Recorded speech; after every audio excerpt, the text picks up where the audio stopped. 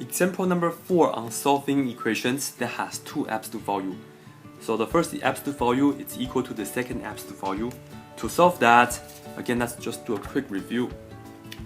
So you want to just take out the absolute value for the first situation, or the second situation is that you keep the first, but then you put a negative and then a parentheses in front of the second. And then these two are the normal equations. They have no absolute values anymore. Okay? So let's get to work. First equation, let me just write down the whole thing again, but without the absolute value. That's it. So I can just take out the absolute value and say we have 1.2x plus 0.7, and that's equal to 1.4x minus 2.3. So this is the first equation that we have to solve. This is the first normal equation that has no absolute value that we have to solve.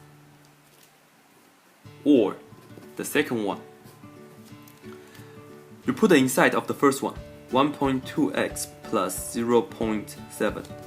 Nothing changed of the first, but then equals to, I'm going to put a negative and then the parentheses in front of what I'm going to put right here. So plugging this into the, put this into the parentheses right here, 1.4 x minus 2.3. So for the second case, you want to make the second absolute value negative and take out the absolute value. Okay? So again, once we get to once we break down into two different equations, these are the normal equations. They have no absolute values. We can just solve it the normal way. As a habit, let's just put all the x on the left hand side.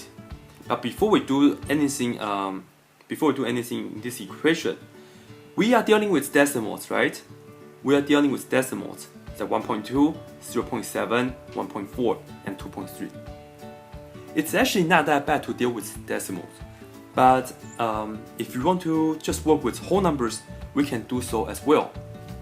So all the numbers has like 2, 0.7, 0.4, 0.3. All the number here, they have just one decimal place, the tenth, right? The 10th place. So what we can do first, if you don't feel like working with decimals, is that you can multiply everything by 10. And I just like to put like a 10 in a big parentheses, and that kind of just representing that I'm going to multiply everything by 10, which is pretty easy to do because 1.2 times 10 is just 12. So 12x plus 0.7 times 10 is just 7, and that's equal to 1.4 x times 10, which is just 14. And here we have minus 2.3 times 10 is just 23. So equation with just whole numbers. Maybe it looks better. Oh, this is 14x. Yeah, looks better, somewhat better. Looks somewhat better. Anyways, as a habit, let's move the x on the left hand side. Minus 14x on both sides. So these two cancels, and I will get 12x minus 14x, I get negative 2x.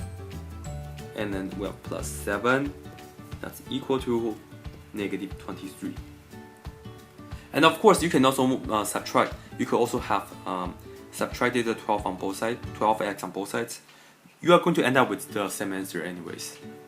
But as I said, as a habit, in my presentation, I would like to just present the way that always have the x, always subtract the x, always move the x to the left hand side, always have the x on the left hand side eventually.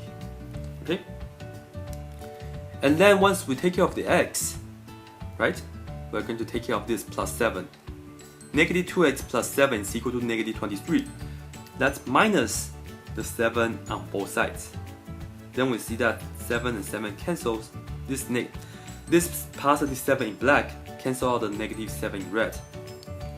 And then I will see I get a negative 2x equals to negative 23 minus 7 is negative 30. Then I can just divide both sides by negative 2. Cancel out the negative 2. Okay? x is equal to negative 30 over negative 2, which is positive 15. First answer, okay? And now let's move to the second equation that we have to solve. We have the negative in front of this, right? The second part right here. So distribute the negative inside, and this will stay the same for now. 1.2x plus 0.7, that's equal to negative 1.4x, and negative times a negative becomes a positive 2.3. Again, we are dealing with a decimal here. We can do exactly what we did right here. We can multiply everything by 10, so that we don't need to deal with decimals. So distribute the 10 into all the numbers, okay? And we are just going to get 12x plus 10 times 0.7 is 7. That's equal to 10 times negative 1.4 is negative 14x. 10 times positive 2.3 is plus 23. Okay, then again, let's move all the x on the left hand side. Plus 14x plus 14x.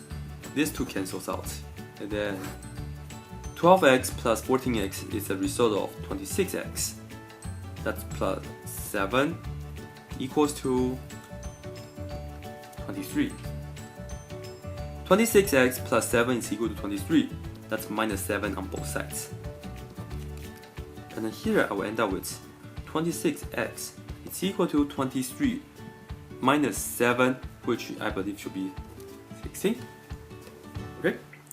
So 26x is equal to 16. Then divide both sides by 26. Cancel, cancel. Okay, x is equal to, I have 16 over 26.